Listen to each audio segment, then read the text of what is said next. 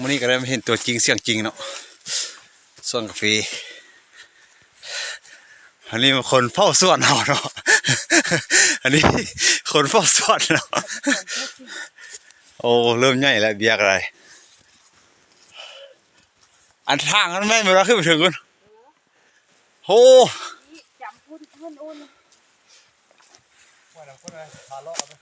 เอาหน่อยปลดเลยเคยฮัลโหลตู้เหรอเอาอันนี้ไว้ตู้เดียวไปพาขึ้นไปคนนึงเอาเข้าไว้ตู้นี่โอ้จะเสียทีจะเบียน้อยเอามาพูดนี่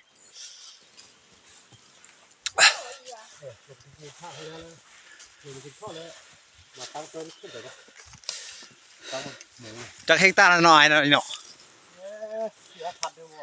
เสียพันอ่ะเริ่มเฮ็ดเนาะลงไปแม่นบ่อน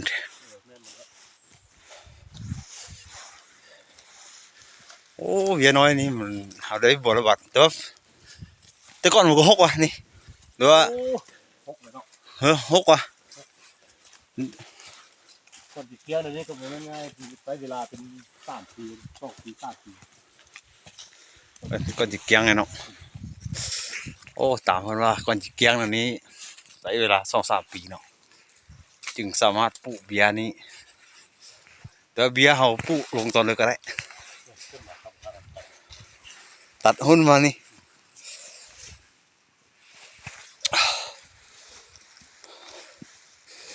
ลงลุ่มนี่กระทางเข้ามาเมื่อกี้เดี๋ยวนี้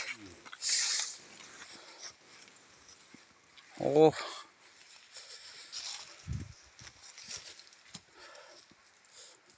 สอนเนาะผู้105ได้นี่เนี่ย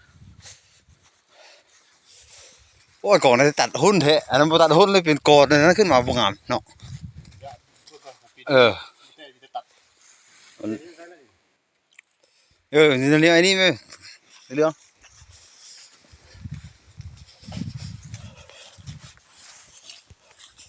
โอ้ก็ถือว่าส่วนนายเพิ่นก็กว้างเติบเนาะย่างมานี่ก็นอดกระไม้และนอดขาอะไรนะเนาะอายกกอายผู้อยู่เหมือนกันเนาะผู้ใหญ่แท้อยู่เมืองคุณพุ่น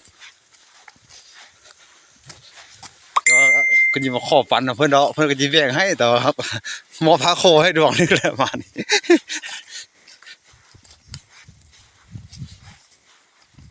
ก็เลยพักเลย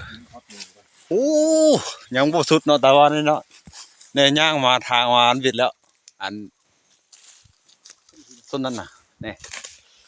ฮอดนะเท่านั้นวะต่อไปมึงนึกว่าคำบ่ตัดทิ้งไปนั่นโอ้แต่ทีเดียวน้อยจะย้อนจะได้บริบทอย่างนี้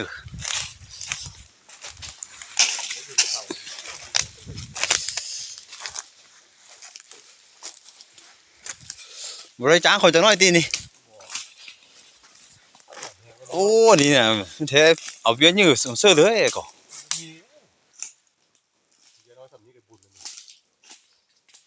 โอ้ไปจีตัวนอได้ดีป่ะจำนี้เนาะตัวเห็นมาสู้มือโอ้อ่อนสอนพี่น้องพวกกบบุ้งเอาโอ้หมอกบผู้105ได้ดีเด้อ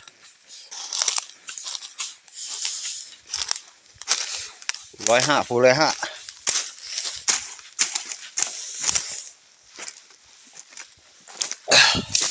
แต่ทางมาได้ทั้งหมดจากส่วนละไอ้ส่วนเฟียดิบอกได้จากส่วนละทั้งหมดนี่ส่วนกาแฟน่ะหรือว่ารอเก็บตัวเดียวนี้อ่ะโอ้ตัวเดียวเลยแหละทุ่มเทตัวนี้เหนื่อยแหงกันนะโอ้ตัวลุ่มมันเดี๋ยวลุ่มมันไว้บอกว่าตัวนี้เป็นแล้วก็จะให้น้องเก็บบ่มอบเพิ่มเลยวะมอบอะไรเดี๋ยวว่าดีไหมอัดคลิปไปเลยอัดคลิปไปเลยเนี่ยว่าจะมอบแม่เดี๋ยวว่าไอ้น้องเก็บนี่โอ้โหคนงาน2 วันนี่คืออยู่ไม่ได้ง่ายต อนจะฟ้าคอเนาะหามาทางก็สิให้เลย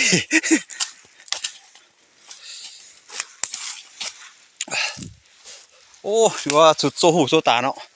เอาคึกลุงไปติไอ้กองบ่ทำงานมันบ่ฮะ ลุ่มก็ ยังมีคึกลุงอยู่แล้วเนาะ แล้วอย่างนี้หน่อยนึงท่านกระทะมันนะหมดคำออมโห โอ้เจ้ย แล้วยังให้นี่หน่อยเดียว ก็เลยฝากไว้เถอะอะไรเชื่ออันนั้นปะต่ออันไปก็เชื่อเขาอัน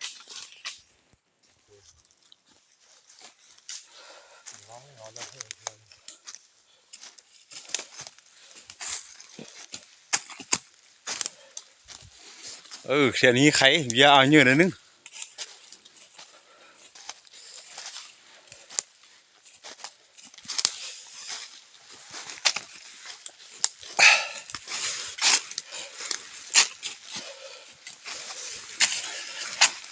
อย่างนี้แหละชีวิตสาวส่วนมากันนี้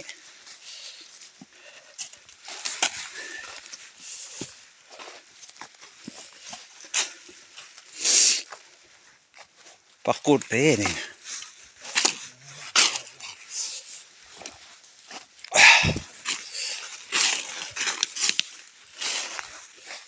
เสียนี้อย่าเอาเยอะหน่อยนึงอันนี้ทางต่อขึ้นกุนมาคอดกุนเขาสั่นเป็นสั่นฟูไปอ่ะ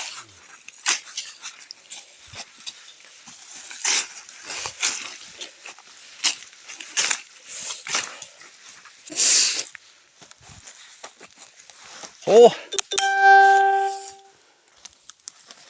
ขนาดคลิปวางบ่อนเขายังหยุดไว้ได้เลยยังได้หกนาทียังบ่ทั่วให้เนาะตอนนี้เนาะ ขนาดบางบ่อนเขายังหยุดไว้ได้นี่เนาะเดี๋ยวนี้เขาก็ยังบ่สุดสายแดนแท้เด้เป็นเนาะรู้สึกว่าภูมิใจเอาเนาะได้ส่วนกว้างในนี้เนาะ ภูมิใจอยู่ แต่ยังบ่ทันภูมิใจแท้เนาะยังบ่ทันได้เก็บ ยังมา100%ยังบ่ทัน100%เนาะ 60% โอ้หากว่า60%เพิ่นว่า ตาย2 ปี3 ปีก็100% โอ้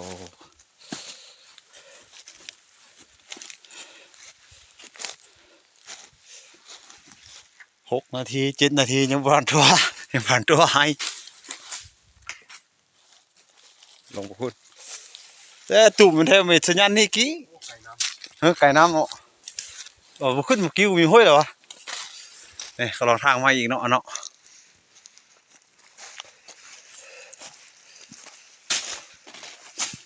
งานนี้เพิ่นทุ่มเหงื่อที่แหงเองบ่จ้างเลยเนาะเมียก็จีหน้าบูดๆนิดนึง แต่วันได้เก็บมา ำ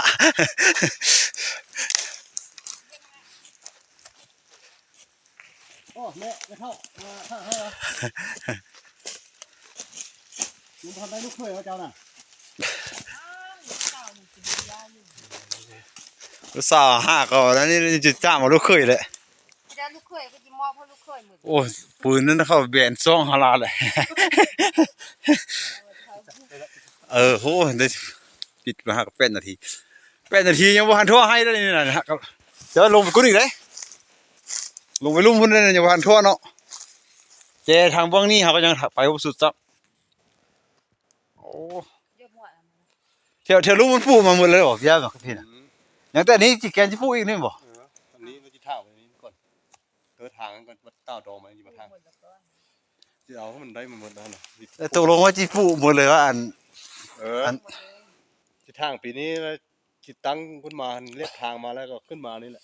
จะเพิ่มได้ลงเบี้ยมัดปีนี้กันต่อไปจะขึ้นถึงอีก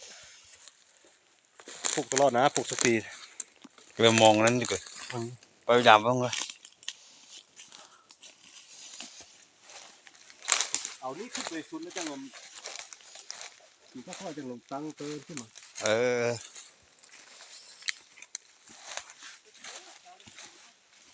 ้มันค่อยอีกนะ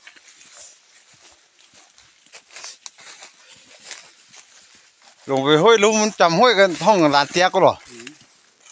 โอ้เห็ดเหมือนนี่ผมห่อก็ป่งเลยหรอเนี่ย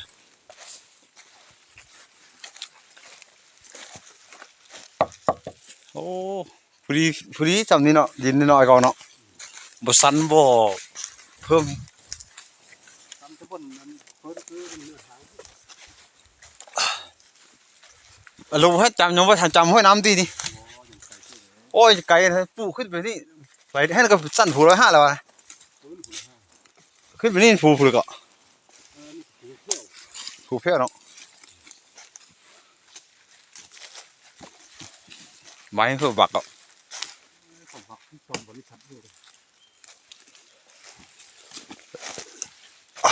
อันนี้แม่นหมดเนาะกำลังจีทางสืบต่อ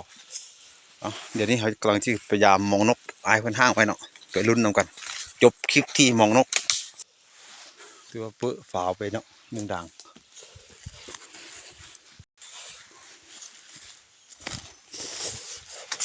เอาไปลุ้นดังที่2เอาเป็นว่าหมานเนาะหรือว่าบิ๊กเป็นบิ๊กเนาะโอ้เบรนขวดได้หน่อยน่ะจี๊ดเอเลยกับเพื่อนนี่โอ้แกบิ๊กอีก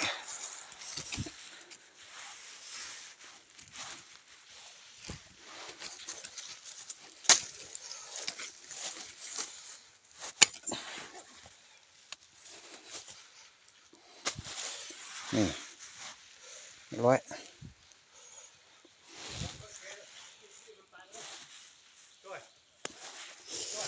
เฮ้อบิ๊กก็อะไรถือ2ตัวเนาะพี่น้องนี่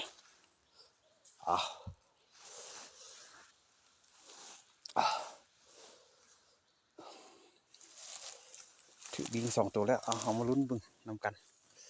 วิธีปลดบิ๊กหาจิตจังได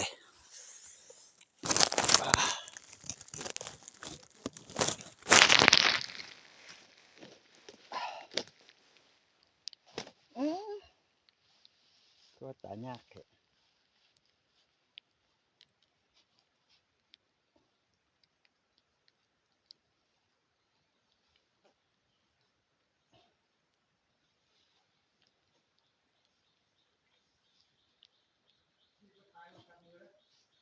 ยังกัดโบ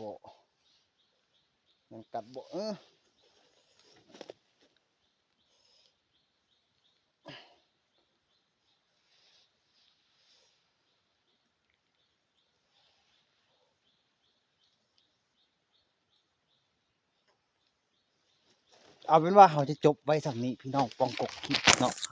ขอบใจ